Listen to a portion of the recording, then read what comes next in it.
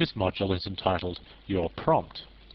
Because it's in the Customizing the Shell chapter, we can assume that that means how to customize your prompt.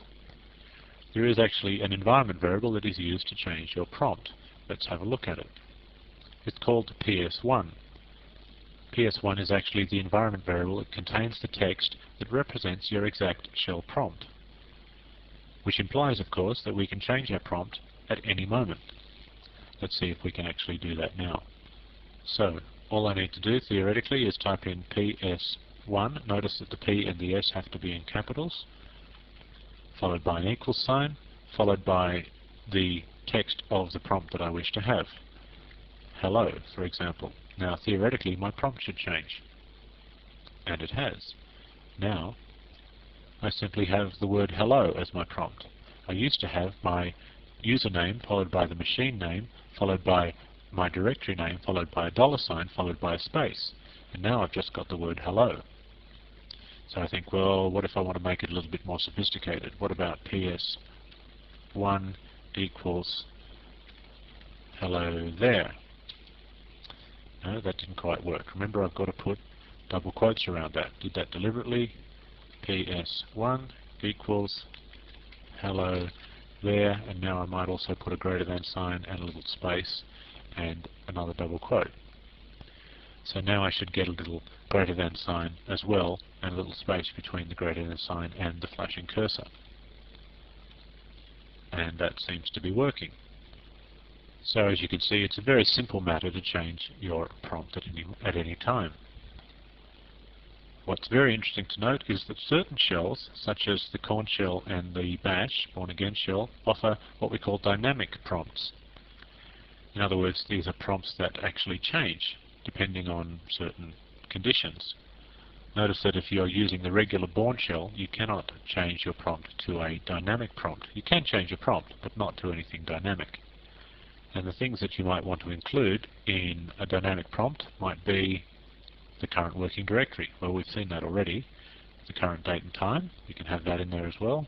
The current machine name, the current user, the current command history number, or the results of any program. Let's have a look at some examples. Note that most of these will work in the Bash. Sorry, all of these will work in the Bash because that's what I'm demonstrating them in, but they won't necessarily work in any other shell.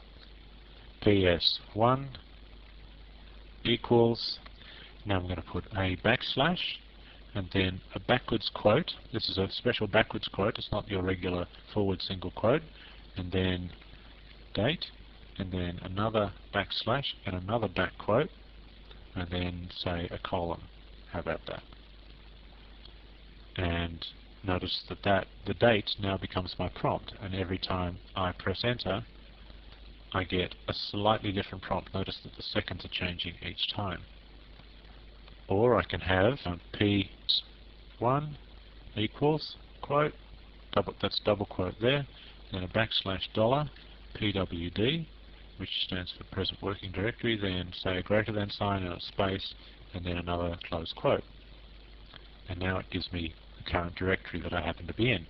And if I CD up to my parent directory, then that actually changes, just as you would expect a dynamic quote to actually change. Now I could get really clever. Remember how I said I could have the results of any program being my prompt? Well, let's try that. I'm going to get the results of the Who program and the WC program piped together and make them both my prompt. I'm going to find out how many users are logged into the system. Now I would do that using, well, I'll show you how I would do it. I'd say Who pipe to WC minus L. That tells me how many users are currently logged in. So I'd like that little 58 to be my prompt. So I do it like this, PS1 equals, and then backslash back quote, Who pipe to WC minus L, and then a backslash and a back quote, and let's put a little colon in there for good measure. And of course I forgot to put the double quotes around the outside, so I'll try that again. PS1 equals double quotes. Well, I'll just finish it. There, it's all finished and done, and my new prompt is just the number 58 followed by a colon. as you can see. So theoretically, if somebody logged in, my prompt would then automatically change to 59 the next time I pressed enter.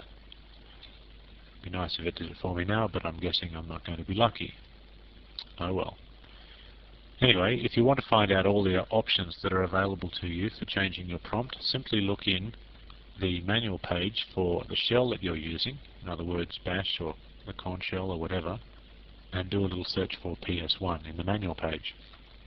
Okay, so that's modifying your prompt.